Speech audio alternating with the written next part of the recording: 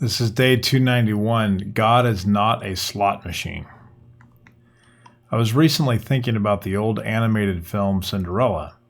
In that story, Cinderella meets her fairy godmother, who grants wishes with a wave of her magic wand.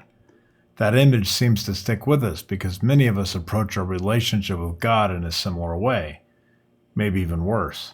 We begin to think, if I do this, then I will get that. God becomes transactional, a kind of barter and exchange system. I'm afraid that is not how it works, at least not in my experience. In fact, when my own children come to me with that same mindset, my reaction is usually indifference or at most tolerance. Dad, if I clean up the dog poop today, can you take me to the store so I can get the new clothes I want?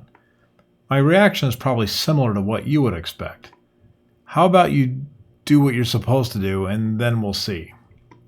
So if you truly believe there is a powerful supreme being with father-like qualities, then perhaps it makes sense to apply some of the lessons from childhood to that relationship. In many ways, it seems to work in a similar way.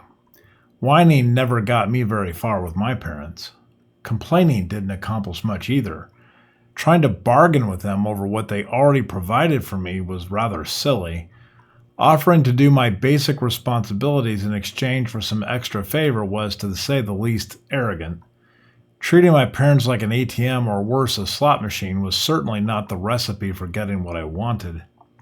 What I learned, as most children eventually do, is that if you keep your mouth shut, do what you were supposed to do not expect too much, and follow what your parents tell you, they usually come through for you. Or at least mine always did.